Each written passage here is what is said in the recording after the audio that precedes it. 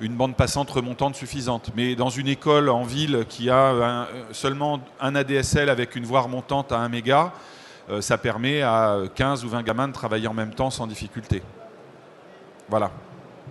Et pardon, par rapport à des sessions qui seraient des sessions virtualisées au niveau des clients légers, comme vous pouvez trouver ça sur des solutions sous Linux ou sous Windows Terminal Server, ou le nouvel outil de Microsoft là, qui est annoncé comme un outil miracle pour faire ce genre de choses. On a en gros un facteur 100 par rapport à la consommation de ressources, machines, mémoire, bande passante et CPU, avec un mode de virtualisation par le web, par rapport à un mode de virtualisation de type VNC et consorts, quoi. Oui.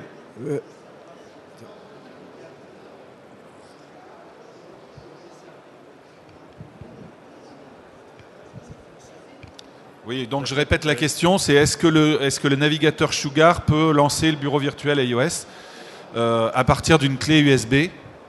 On pourrait faire ça aussi, hein. Donc installer Sugar sur une clé USB pour démarrer, oui, bien évidemment, ça fonctionne. Alors ça fonctionnera sauf si vous mettez du flash, parce que la machine ici peut jouer du flash, mais dans des conditions extrêmes pour elle. Parce qu'elle n'a pas la bande passante nécessaire, la CPU nécessaire. Par contre, si vous le virtualisez ou vous le lancez sur une clé USB sur un PC plus puissant que la machine, le XO, qui est très peu puissant et parce qu'il consomme très peu d'énergie, vous pourrez lire sans problème, y compris du flash. Donc c'est complètement utilisable. Et d'ailleurs, moi je l'utilise pour montrer le complément qu'il y a entre les deux, c'est-à-dire que avec le XO et Sugar, vous pouvez l'utiliser sur n'importe quel PC dans toutes les écoles. Il suffit de mettre ça sur une clé ou de le virtualiser avec VirtualBox. Ça fonctionne très bien, ça marche très bien. C'est ce que j'ai sur ma machine, ce que je vous ai montré pendant que Sean parlait tout à l'heure. Et à partir de là, vous pouvez tout à fait lancer le navigateur qui est ici. Et une fois que le navigateur est lancé, vous allez pouvoir vous connecter et jouer un bureau de grand, puisque contrairement à ce qu'on a vu avec le XO, qui lui a la métaphore de l'activité, non pas la métaphore du bureau, vous allez pouvoir rejouer la métaphore du bureau à travers le navigateur. Et donc c'est complètement complémentaire, et ça permet de préparer une transition pour les enfants qui vont ensuite se retrouver dans des machines qui seront beaucoup plus compliquées que Sugar, puisque ça sera, même le plus simple des systèmes Ubuntu est une prise de tête totale pour un utilisateur par rapport à Sugar. Donc là, ça peut être une bonne transition. L'avantage d'iOS, c'est que c'est vraiment laïque, c'est-à-dire que ça vous permet d'apprendre les grands principes de la navigation, de la structuration des répertoires, de l'utilisation clic droit, clic gauche, etc. Toutes choses que vous n'aurez pas besoin de faire quand vous allez utiliser le XO, puisque les objectifs sont différents, mais peuvent être complémentaires, en particulier quand on est sur la tranche d'âge la plus haute. Si je peux ajouter un mot, cette complémentarité pour nous, c'est un des avantages formidables de Libre.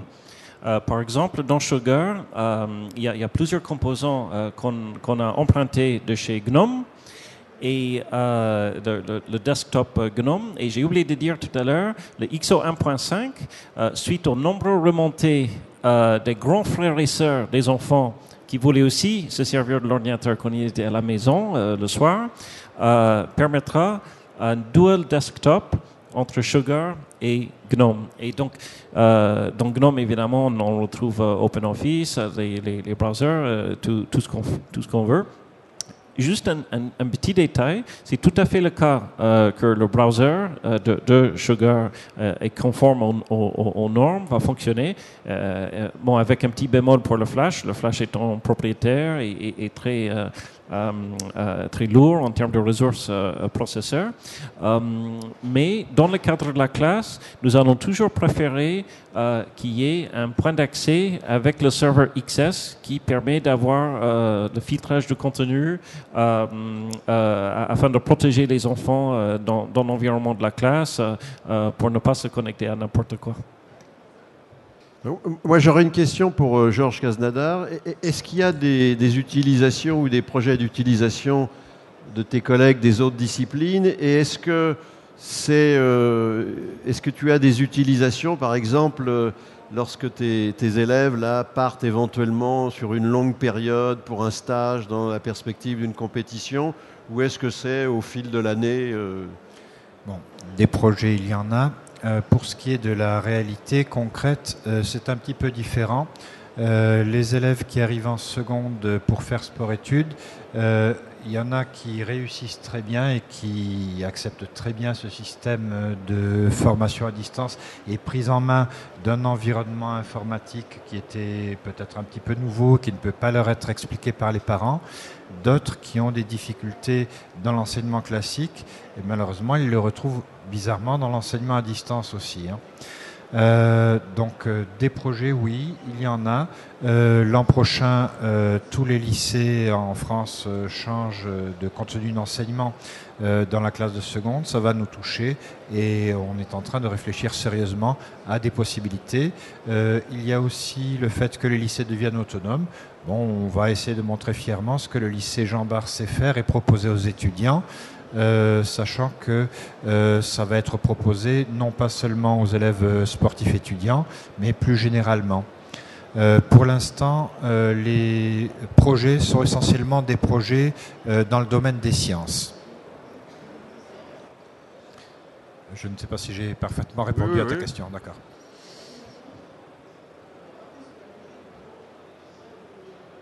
D'autres questions ?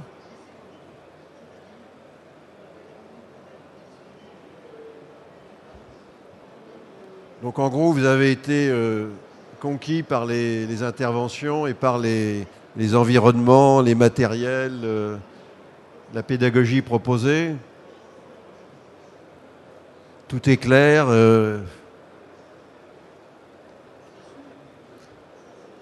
Bon, bah écoutez, c'est parfait. Hein. Merci. Et puis donc le cycle éducation continue cet après-midi. Il y a 2 tables rondes. À tout à l'heure. Et merci à nos intervenants, bien sûr.